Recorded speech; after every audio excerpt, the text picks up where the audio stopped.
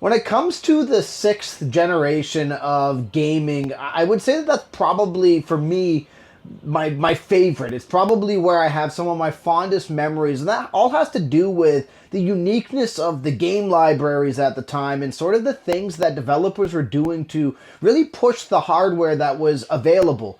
And one of the consoles that really represented that for me and really emphasize some of the uniqueness and craziness of that generation was the Sega Dreamcast.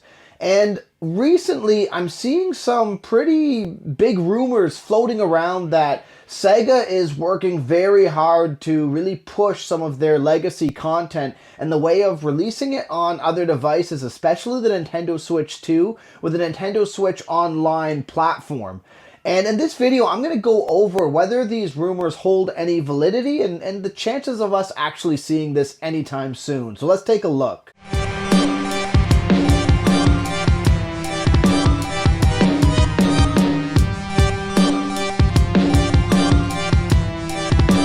I'm a part of a lot of different video game groups from Xbox to Nintendo, and of course on a lot of the Nintendo groups I'm seeing that there is basically a mock-up of the Nintendo Switch Online with the Dreamcast and some Dreamcast games like Sonic Adventure and Power Stone being listed for the Nintendo Online service that they have.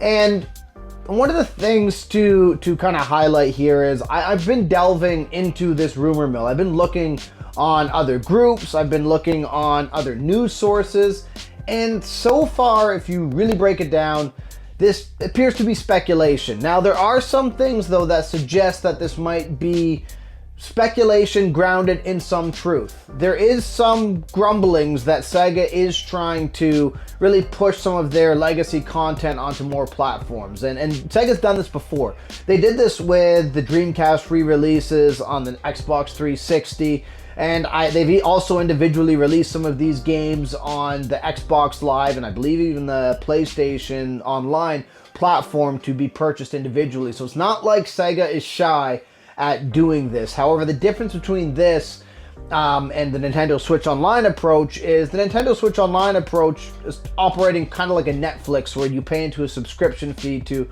kind of play whatever's available there. So it's not impossible for Sega to be pushing this or to be allowing this to occur onto different devices, and it would seem like not a terrible move for Nintendo to really increase their offering, especially with the Nintendo Switch 2. Or who knows, maybe Sega will release a compilation package or a best of Dreamcast package like they've done in the past on other platforms.